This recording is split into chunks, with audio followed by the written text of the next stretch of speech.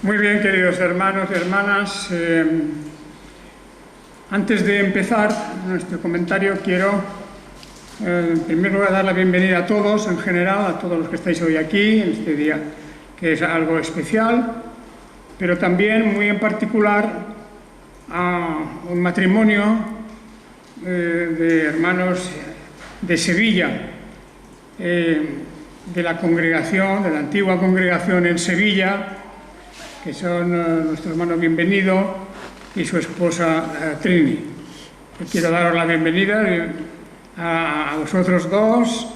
Ha sido una sorpresa muy agradable. Hacía muchos años que no veíamos a alguien de Sevilla, que no teníamos noticias apenas, y prácticamente pues es un poco recordar aquellos buenos tiempos de nuestras visitas y viajes a Sevilla cuando se estaba formando la congregación.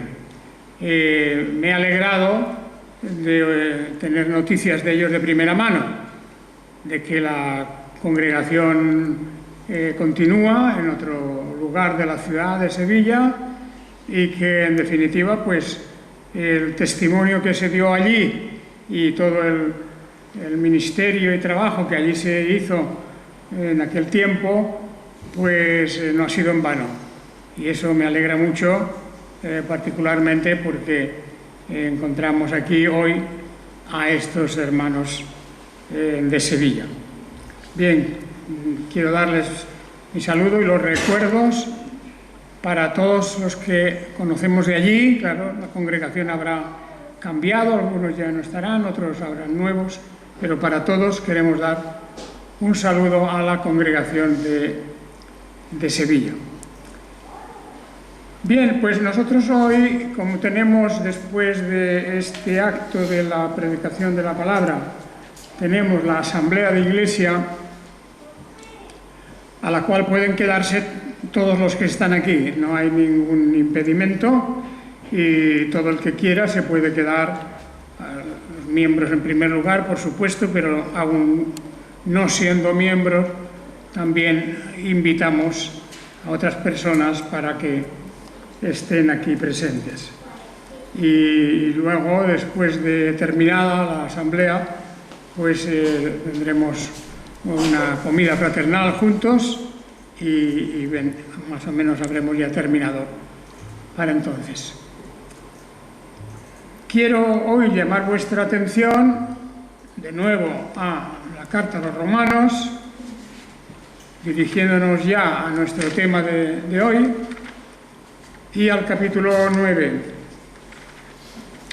que habíamos ya empezado y en el que habíamos considerado el domingo pasado, si recordáis, un fenómeno, una situación un poco extraña, y es de que, habiendo Dios establecido un plan de redención, de salvación para judíos y gentiles, resulta que los judíos habían rechazado la persona de Jesús como Salvador, como Mesías. Esto es lo que ocurre cuando Él nos habla de cómo el propio apóstol dice: desearía yo mismo ser anatema, versículo 3, 9:3, desearía yo mismo ser anatema del Mesías por mis hermanos, los que son mis parientes según la carne, quienes son israelitas, de los cuales son la adopción, la gloria, los pactos, etc. Hay una frase aquí un poco extraña que ya explicamos un poco el otro día, pero que es el versículo 3. Es difícil entender por qué el apóstol dice que él mismo desearía ser anatema del Mesías por mis hermanos, los que son mis parientes según la carne. A primera vista parece ser como si el apóstol estuviera pensando en que él daría su alma, daría su salvación para que el otro pueblo, el pueblo judío en general, fuera salvo. Es decir, como si él intentara aquí ver la posibilidad teórica, pero la posibilidad de que si él se entregara, si él pudiera entregarse, ser anatema, sería para recibir una maldición. No necesariamente la condenación eterna, pero sí una maldición divina, ¿verdad?, que él estaría dispuesto a sobrellevar para que sus hermanos, los judíos, pudieran ser salvos, como dice él aquí. Entonces, indudablemente, estas palabras son duras, porque presupone que él está dispuesto a pasar lo que sea, lo que el Mesías le imponga.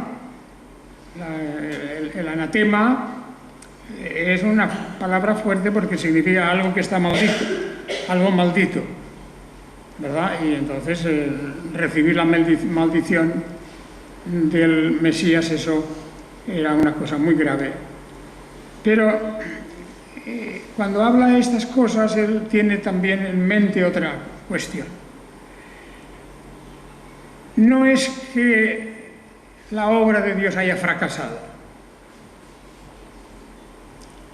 Cierto que la mayoría de los judíos rechazaron al Mesías. Pero cierto también que el propio apóstol Pablo, él es un judío, y como él otros muchos. Por lo tanto, no solo se habla aquí de que hay una descendencia espiritual, porque ellos son descendientes de Abraham, no solamente que hay una bendición general para todos los descendientes de Abraham, etc., sino que el apóstol está convencido de que hay una promesa viva, vigente, para que los judíos se acerquen y reciban la promesa de salvación. Y entonces introduce una idea para que lo comprendamos bien, que cuando hablamos de judíos hemos de comprender primero que no lo decimos con respecto a los descendientes según la carne. Ya el domingo pasado hablábamos de esto. No se refiere a los descendientes según la carne, porque los verdaderos hijos de Dios, lo mismo entre los judíos que entre los gentiles, no son los que de nombre se llaman judíos o se llamen cristianos. No es algo que simplemente se refiere a la descendencia carnal, sino que dice aquí que son los hijos de la promesa.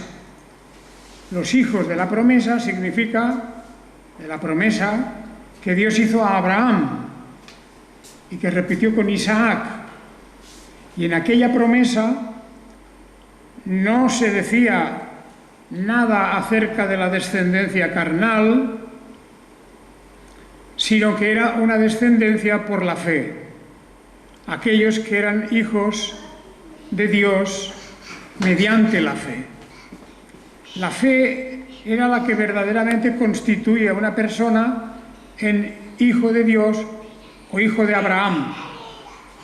Porque sin fe es imposible agradar a Dios, sin fe no se puede entrar en los beneficios y en las bendiciones del pacto eterno de Dios. Por lo tanto, aquí el apóstol lo que está, digamos, explicando para que nadie enrede ese tema como si dijera, ¿qué pasa? Que la palabra de Dios ha fallado, como dice en el versículo 6, ¿ha fallado la palabra de Dios? Dice, no, es que ya decimos que hijos de Abraham, hijos de Dios también, no lo son por la descendencia carnal, sino por la descendencia de la fe, espiritualmente. Todo aquel que cree en Jesucristo, todo aquel que cree en el Dios de Abraham, este será salvo. Y la promesa de Dios no falla, aunque haya muchos que no quieren escuchar, no quieren recibir la promesa que se les ofrece gratuitamente. Así que todo esto ya el otro día lo estuvimos comentando, y entonces viene el momento que tratábamos al final del día pasado, de que entre estos descendientes de Abraham ocurren algunas cosas especiales. Por ejemplo, el propio Abraham en su descendencia tuvo 2 hijos de 2 diferentes esposas, una que era Sara, otra que era Agar, que era egipcia. Y por tanto la línea de descendencia a través de Agar no era una línea de descendencia, digamos, completa, limpia, podríamos decir, porque se había introducido allí una persona extraña, diferente, que no era de la familia, no solo de Abraham mismo, sino de su padre Taré y así, digamos, de todos los que están en esa línea. Y de allí nació Ismael. Porque no son los hijos de la carne los que son hijos de Dios. Los hijos de la carne se refiere primero por la descendencia carnal, pero también podemos aquí incluir los descendientes, diríamos, por generación incontrolada. En el pueblo de Israel hoy día la mezcla de gentiles y judíos es muy grande. Estos matrimonios y los hijos que tienen prácticamente no son ni judíos ni cristianos, en la mayoría de las veces, o tal vez predomina el judaísmo por encima de ellos. Y el apóstol Pablo aquí pues también se refiere a esta cuestión de que debido a esa descendencia ocurren cosas extrañas. Una de ellas es la de los hijos que nacen de ese matrimonio de Isaac y en Rebeca, que serían Jacob y Esaú. Jacob y Esaú fueron hermanos gemelos. Primero nació Esaú, después nació Jacob. En teoría la herencia la tenía que tener el primero, pero ya conocemos la historia que dijimos el domingo pasado, que hubo un cambio, un intercambio. Cambió uno su primogenitura, su derecho de ser primogénito, la cambió por un plato de comida. Y naturalmente la bendición finalmente llegó a Jacob. Por eso al final del versículo 13, dice, como está escrito, a Jacob amé, mas a Esaú aborrecí. A Jacob amé, mas a Esaú aborrecí. Y ahora podremos preguntarnos, como hace a partir del versículo 14, ¿qué diremos entonces? ¿Acaso hay injusticia en Dios? ¿En la presencia de Dios? ¿Acaso hay injusticia en la presencia de Dios? De ninguna manera.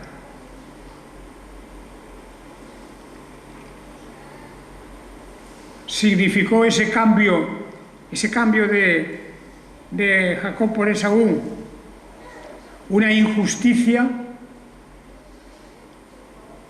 porque se rompía la ley de la primogenitura. No es injusticia de ningún modo, porque Dios había dicho claramente a Moisés antes, versículo 15, tendré misericordia del que tendré misericordia y me compadeceré del que me compadeceré. Lo cual quiere decir que Dios no está atado, no está ligado a ningún principio que determine a quién o cómo o cuándo Él va a mostrar su misericordia. Su misericordia quiere decir su salvación, el designar a una persona como parte de su reino, como parte de su ciudadanía, en la cual Él es el Rey, el Señor es el Rey. La misericordia de Dios es un acto libre, completamente soberano, que se proyecta sobre unas personas, pero no sobre todas las personas. Dios es misericordioso, pero Dios no está obligado a otorgar esa misericordia exactamente a todos igual. Yo ya sé que esto llama la atención en nuestros días, donde el tema de la igualdad la tenemos siempre delante de nuestros ojos, porque se habla de la igualdad en términos económicos, sociales, políticos y de todo, y parece que el gran principio hoy día es que todo el mundo sea igual. Naturalmente, eso es una utopía, eso es un sueño manipulado por muchos también, porque la igualdad no existe.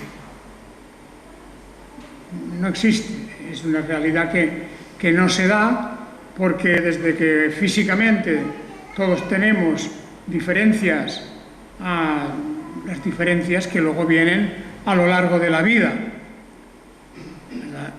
Ese tema de la igualdad no entra dentro de los planes de Dios. Y varias parábolas, como aquella de los labradores que fueron a una hora y luego otros que fueron a otra hora a trabajar, habían trabajado diferente, ¿verdad? Y entonces el Señor quiso, eso fue un acto de su voluntad, pagar lo mismo a los que habían trabajado menos que a los que habían trabajado más. Esto fue una igualdad rara, diríamos, una excepción que provocó la ira de los que habían trabajado más, el descontento de aquellos que habían trabajado más, diciendo, hombre, estos que han trabajado menos cobran igual que nosotros que hemos trabajado más. Y la respuesta de Dios la conocéis todos. El Señor les dice, bueno, ¿no puedo hacer yo lo que quiera con lo que es mío? Esa respuesta de Dios es una respuesta que la hemos de tener siempre en cuenta, no solo en relación a aquella parábola. Dios con lo suyo hace lo que quiere. Y por eso dice, ¿qué diremos entonces? ¿Acaso hay injusticia en la presencia de Dios? De ninguna manera. No es injusto Dios por impartir sus bendiciones, sus favores, según Él quiere, no atendiendo a lo que uno ha hecho. Es decir, el principio sobre el cual recibimos nosotros la misericordia es que nuestras obras no cuentan nuestras obras. Puede haber la persona que durante toda su vida se ha esforzado, se ha matado a hacer grandes obras benéficas, a tener una conducta modélica, en definitiva, a ser un ciudadano de primera clase, y en el reino de Dios no vaya a recibir recompensa. Y puede haber otro que todo lo contrario, no se comporta bien, no tiene esa, digamos, esa deferencia hacia Dios para adorarle, etc. Y sin embargo, Dios lo llama a su reino. Este problema aparece también en los evangelios, en los juicios que Dios allí manifiesta, en los evangelios, juicios finales, el juicio final, como en esos juicios comparecen muchos y lo primero que dicen es: Señor, nosotros hemos hecho todo esto, te hemos servido, hemos ayudado al prójimo, hemos sido caritativos, etcétera, etcétera. Hablan en unos términos de los méritos de sus propias obras.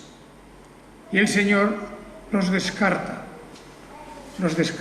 y los aparta a un lado porque están tomando sus obras como si fueran el pago para conseguir su salvación, el mérito para que Dios les trate bien. Y eso es muy frecuente, es una manera en que la gente piensa que por hacer muy buenas obras, por tener una conducta magnífica, eso ya es suficiente para tener entrada en el reino de los cielos.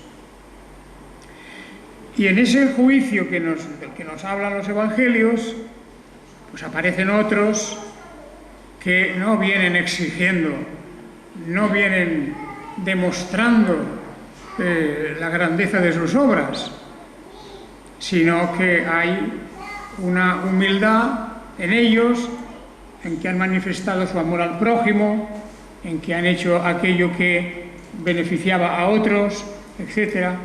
Y no exigen nada, y el Señor les da todo. Por lo tanto,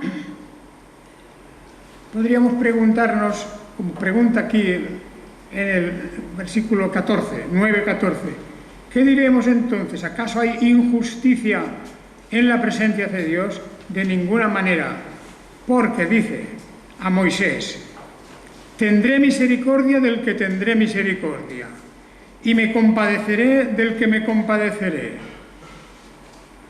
Y dice luego: así pues, no es del que quiere ni del que corre, sino de Dios, que tiene misericordia.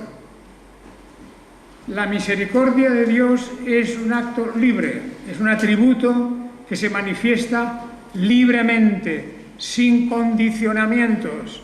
Nadie puede exigirle a Dios que a cambio de sus obras le perdone, tenga misericordia. Nadie puede hacer eso, porque el Señor está diciendo aquí, como le dijo a Moisés: tendré misericordia del que tendré misericordia. Como diciendo, es una cosa mía, es un acto que nace de mi voluntad, no se compra, no se puede merecer de ningún modo. Y lo mismo que el tener compasión de alguien: me compadeceré del que me compadeceré. Y luego encima nos hace ver lo inútil de las obras, esfuerzos o méritos que uno quiera hacer para conseguir esa misericordia. Y dice: no es del que quiere ni del que corre, sino de Dios, que tiene misericordia. Aquí, de una manera clara, se corta todo lo que se refiere al mérito de las personas, al esfuerzo personal para comprar la misericordia de Dios, para convencer a Dios de que uno lo ha hecho bien.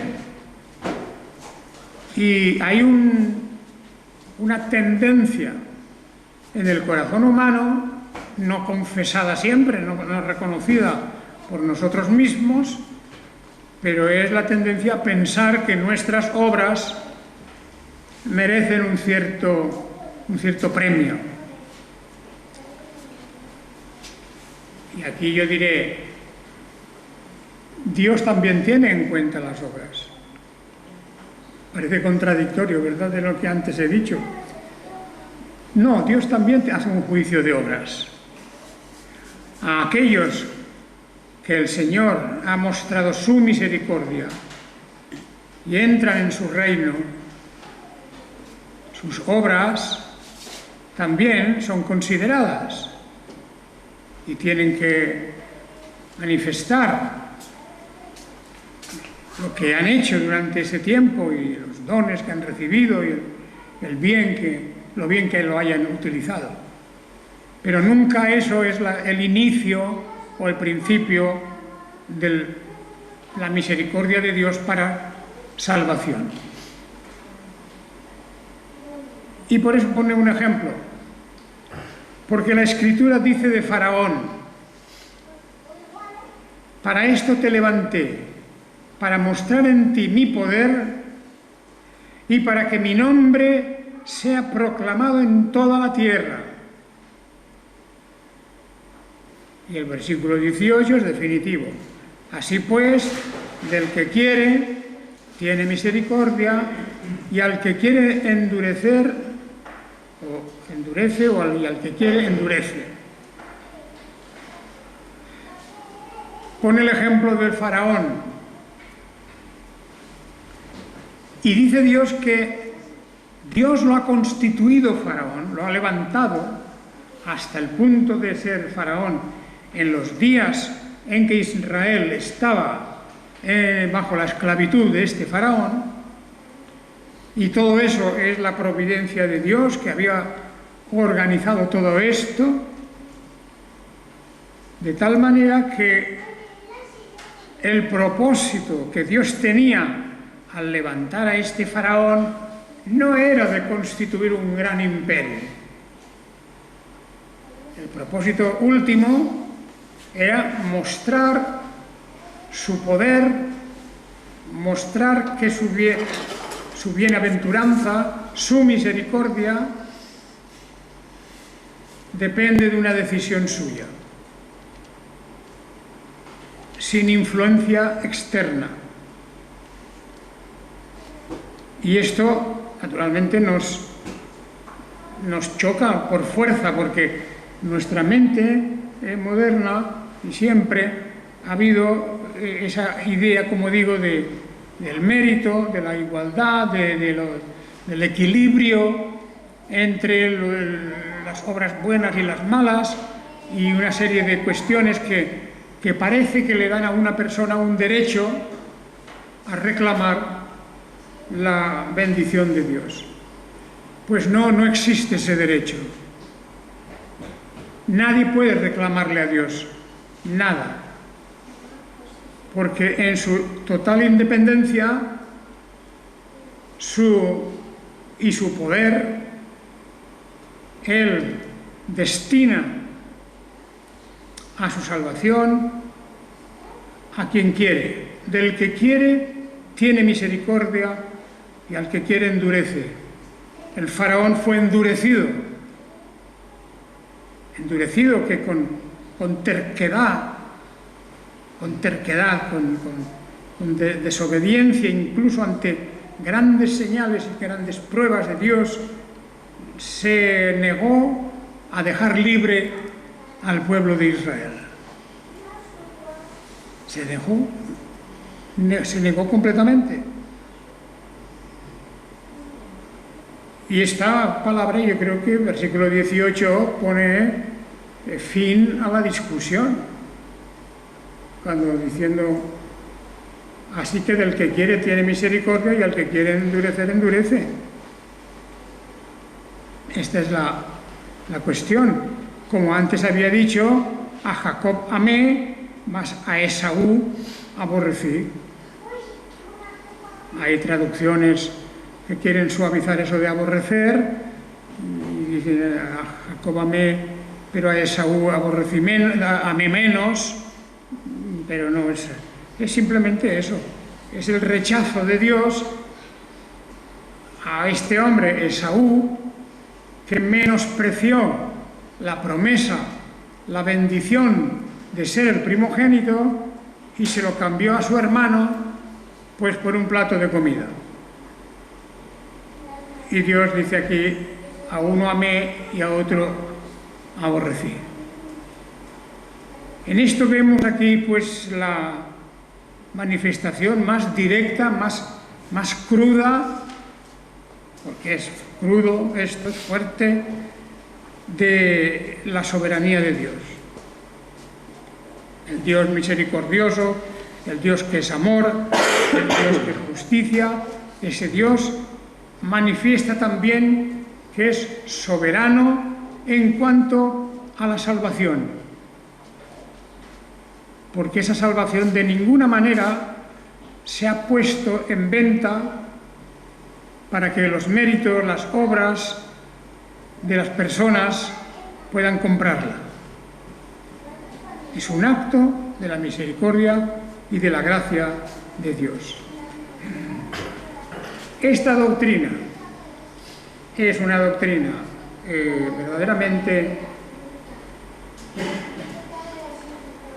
dura y difícil de entender, o mejor diría yo, no de entender, porque racionalmente se puede entender, de aceptar, es difícil de aceptar. Y por eso el cristianismo se dividió, de las otras muchas divisiones que hubo, se dividió también respecto a esta cuestión. Y ya desde la antigüedad pues estaban los que hablaban de la libertad humana como un hecho que podía elegir lo que quisiera, y de los otros que se ceñían a este pasaje, porque la libertad completa no existe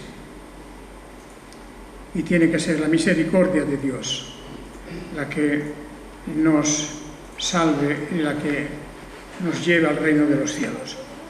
Como hoy tenemos otras cosas, yo voy a dejar aquí, este tema vuelve a reaparecer, vuelve a reaparecer ya también en relación con Israel, capítulo 11, etcétera, y hablaremos más de esta cuestión.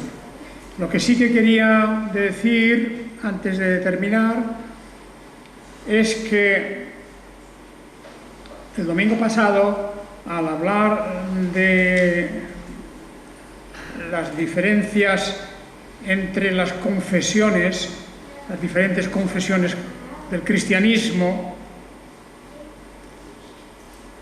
que se han producido pues, desde muy temprano en la historia de la Iglesia y que llegó a su culminación sobre todo en la Reforma del siglo XVI, con el catolicismo y protestantismo, pero además con muchas otras sectas, o muchos otros grupos, digamos así, e iglesias ya de todo tipo.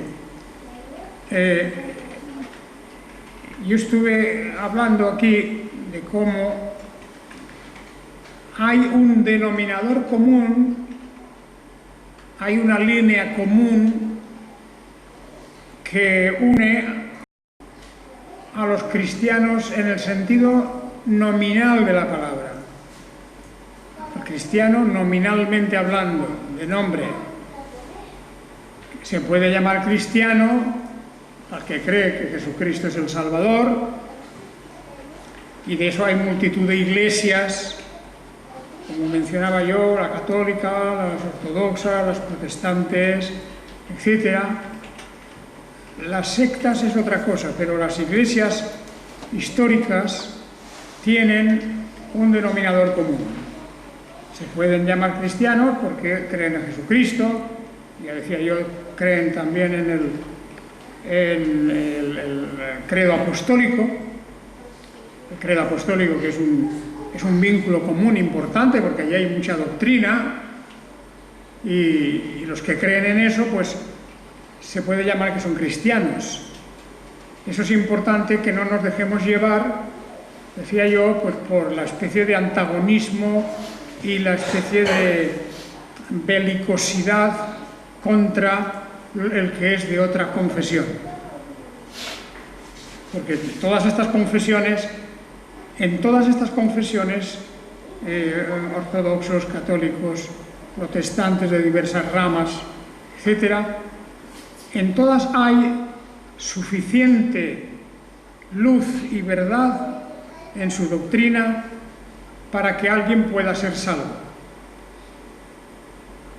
Y si alguien cree que solamente se salvan los de su congregación y de su denominación, pues están cometiendo un gran error, porque eso no es así. No que todos sean salvos, digo que hay posibilidad de salvación en aquellos que confiesan que Jesús es el Mesías y su muerte en la cruz, redentora. Y luego pues hay algunos que le ponen a eso una interpretación y hay otros que meten otra cosa por el medio, pero ahí hay bastante, la esencia es suficiente. Eso no quiere decir que tengamos que tener una relación de espiritualidad con ellos, porque las diferencias también son importantes. De manera que cuando hablé yo de ese cierto denominador común de todos, yo no estoy abogando por seguir el juego al movimiento ecuménico, el ecumenismo. El ecumenismo es otra cosa. El ecumenismo es un movimiento que intenta englobar a todas las iglesias, y incluso algunos que no son del cristianismo, englobarlos en una gran organización, una religión única, ¿verdad?, donde pues, no sabemos cuántos cambios iban a sucederse y cuánto habría que ceder. Y ciertamente ahí encontraríamos, como lo hay ya en el movimiento ecuménico, pues hay gentes que niegan la inspiración de la Biblia, hay algunos que niegan la divinidad de Jesucristo, etcétera, porque el movimiento ecuménico intenta romper barreras para que todos estemos juntos. Y eso no es de lo que yo estoy hablando. Yo estoy hablando de las iglesias históricas a lo largo de los tiempos, que aunque no estuvieron juntas mucho tiempo, porque hubieron grandes cismas en Oriente, en Occidente, hubieron guerras de religión también muy crueles, en el siglo XVI y XVII, y sobre todo el XVII, con grandes guerras religiosas, y eso, pues naturalmente, es una desgracia. No era un movimiento ecuménico, aquello al contrario, eran luchas entre ellos. Pero en un grupo y en otro había gente cristiana.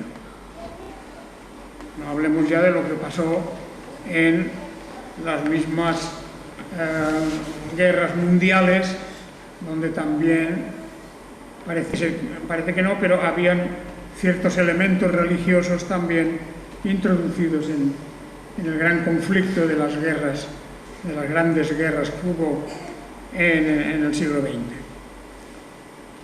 Bien, queridos hermanos, esto es un poco el repaso y el darnos un pie para que el tema de la elección y de la predestinación no nos asuste, porque es que está aquí en la Biblia, está aquí, en palabras muy claras, y por eso la idea de la elección, que es Dios quien escoge desde los principios cómo hacer las cosas, cuándo hacer las cosas, a quién beneficiar con ellas, etc., pues eso está escrito. No hay injusticia en Dios, aunque a nosotros nos pueda parecer a veces, no digo a nosotros, quiero decir a la mente humana, racionalista, con una tendencia a ese afán de igualitarismo que no cuenta para Dios. Porque Él dice, me compadeceré del que me compadeceré. Y no podemos hacer nada ahí más que reconocer la soberanía, la grandeza de Dios la misericordia también, que no estando obligado a rescatar ni a uno siquiera, ha hecho un rescate de multitudes. El pueblo de Dios es una multitud que a lo largo de los siglos Él ha ido redimiendo. Vamos a dejar aquí esto hoy.